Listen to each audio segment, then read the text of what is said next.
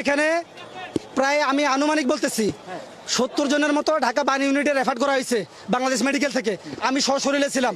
35টা ambulance করে পাঠানো হয়েছে। ওরা ম্যাক্সিমাম স্টুডেন্ট ক্লাসে ছিল।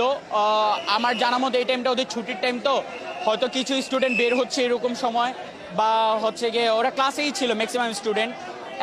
আমার সাথে একজন মিস ছিল। মিস বলতেছিল যে পাশের ক্লাসে যে মিস ছিল ওনার একদম এদিক দিয়ে রক্ত ঝরতেছে, এরকম একটা অবস্থা, সব পড়ে গেছে, এরকম অবস্থা ছিল।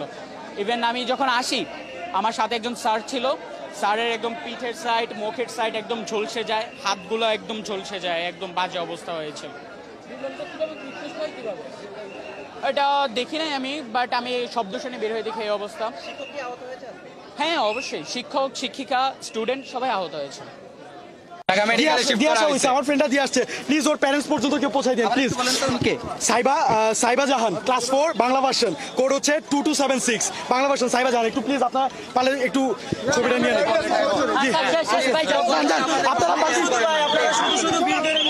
এখন পর্যন্ত এখানে কি হয়েছে আপনি তথ্য দিতে পারবেন?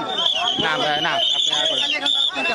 আমাদের তথ্য দেন, আমরা চলে যাবো। কতজন কি হয়েছে বলে ভাই আমাদের কোনো তথ্য দেওয়ার এখন কিছু নেই।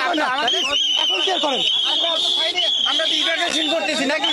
ইভ্যাকুয়েশন করতেছি আমরা তো অনেক বড় জায়গা। সাইডে আসি, আমরা চলে যাবো। আপনার বাস্কেটবল বাইরে থাকেন সবাই, এখন সবাই এই জায়গাটা খালি করতে হবে। আপনি বুঝতেছেন না কেন?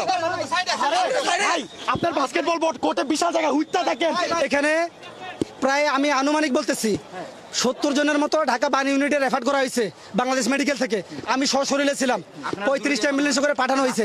আপনাদের এটা প্রকাশ করেন, যদি কোনো গার্জিয়ান তার সন্তানের খোঁজখবর না পেয়ে থাকে তাদেরকে মেডিকেলগুলোতে যোগাযোগ করতে বলেন। তাদের সন্তান মেডিকেলে কাতরাচ্ছে, আপনারা এইভাবে কাবার না করে একটু গার্জিয়ানগুলোর উদ্দেশ্যে বলেন।